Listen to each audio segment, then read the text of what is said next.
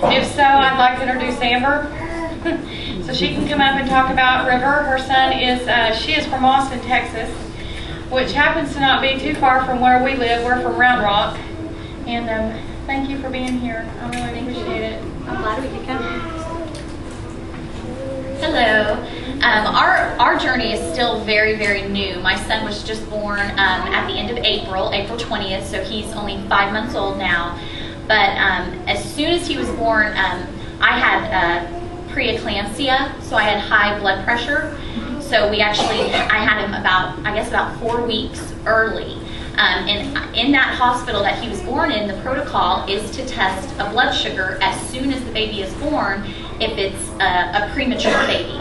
So luckily, the fact that he was born early was really a blessing because they checked his blood sugar as soon as he was born and it was a 9. He was at 9. So immediately they got him hooked up to the dextrose IV fluid.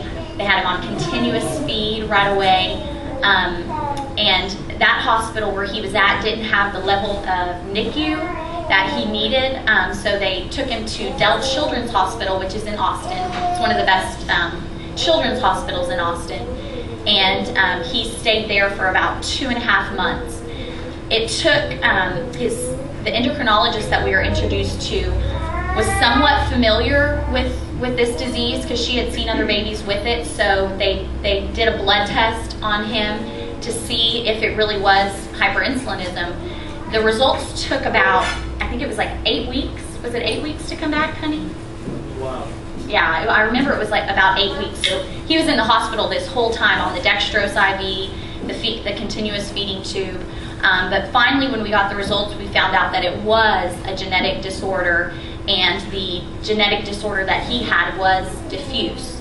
So, you know, if he did have the focal, we probably would have gone to CHOP and done the surgery. But luckily, he was able to get weaned off the dextrose IV fluid, and we are now at a point where he can eat for an hour and a half, and then he goes about an hour and a half without food. So he, you know, has a G-tube and eats through his G-tube right now. The main problem that we're having is that he will not eat by mouth at all. He's come to rely on that G-tube and he will not take anything by mouth. So we're hoping that eventually someday he'll eat by mouth. He will. He's working with he has a feeding therapist or a speech pathologist that's working with him on his oral skills, but he doesn't like to swallow his food. And I think part of it is also his G-tube and all the venting we have to do because he just retches and gets foamy at the mouth. But I actually found Angela, I think as soon as we found out what he had, we were just online doing searches, trying to find out what this was and if we could connect with other people. And I came across your website and contacted her through the website. But we're so fortunate that there are people out there like her that are, you know, reaching out to, you know, families everywhere so that we can all connect and find out more about this disease. Because I didn't know when we first found out what the future held for him. We didn't know, is he going to be able to live with this disease? We had no idea. So it's really great to hear from you guys that, you know, has gone through this and has a happy, healthy teenagers. So that's, you know, that's encouraging to see for our future. But my son has not had surgery. We're trying everything that we can do to prevent him from having the surgery. He is on diazoxide, which the doctors don't know why it works for him, because with the genetic disorder he has, it usually does not work for the kids with his genetic disorder. So it's just a really rare thing that the diazoxide actually does help him. He does have to be on a pretty high dose of diazoxide, but for some reason it does help. We do also have a Dexcom, which is like a continuous glucose monitor that continuously monitors his blood sugar. And if he's starting to drop, it'll buzz or beep at us, and we know that he's starting to drop and that we need to feed him right away. And every single time that we fed him, his sugars come right back up. we've not yet had a problem where his sugars haven't come back up. But that monitor has been a lifesaver. One time in the middle of the night, his G-tube had come disconnected from his stomach, and the machine buzzed, and we immediately went and found that he had all his food all over his pajamas. It wasn't getting into his stomach, and we did a blood sugar and it was at 58. So luckily we had that thing that beeped in the middle of the night, or else we would not have known that it came disconnected.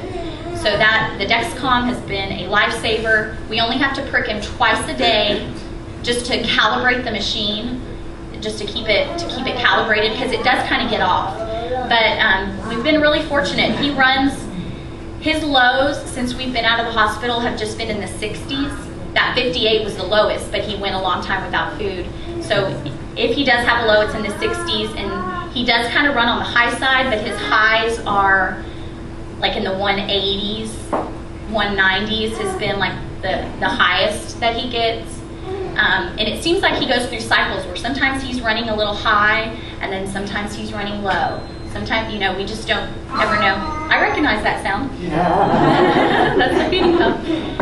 So it's definitely been, it seems like a long journey already, you know, just going through 5 months, but hopefully it'll get easier, and hopefully he won't ever need the surgery. That's really our goal, is to not have the surgery if we can control it medically and with food. That's really our goal. But any questions or anything for me?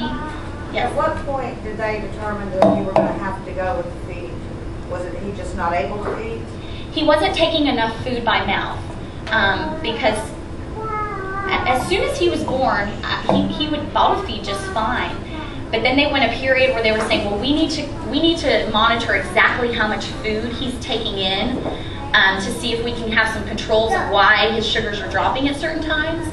So they had me stop breastfeeding and stop bottle feeding, so they could just do it all through the tube to have more control over how much food he was getting. And when he went for a couple of weeks without bottle feeding, he kind of lost that skill, and he never really got it back. They were pushing me to do that with her, and I said no. I'm glad you did. I moved into her room, and they said she had to eat every 3 hours. Yep. And she had to eat an exact amount every 3 hours. So I came home for years. I couldn't sleep more than 3 hours at a time. You're just feeding her constantly. I got up and made sure she had her meal every 3 hours on the dot. She had it every time, and I wouldn't stop until it was gone. And then when they reintroduced the bottle to him, they started us on this formula called Elicare, and it's this really nasty tasting formula. So we were giving him that, and he hated the taste of it. So it created an aversion to the bottle. He didn't want it because we're giving him this nasty formula. We also have found that his blood sugars run a lot lower when he is on formula versus breast milk. So I actually am pumping constantly, and he gets all breast milk mixed with polykose, which is just like makes extra carbs. It's like sugar pretty much. So he gets that instead of formula, and they think that maybe he has that protein, what is it, where they're... Yes, that's what they think that he has, since there's a lot more protein in formula versus breast milk. So he gets, as long as I can keep it up, I'm gonna just keep trying to pump until he can eventually start eating by mouth, but he doesn't do well with formula at all. So yeah, I wish that we never would have even stopped the bottle in the hospital.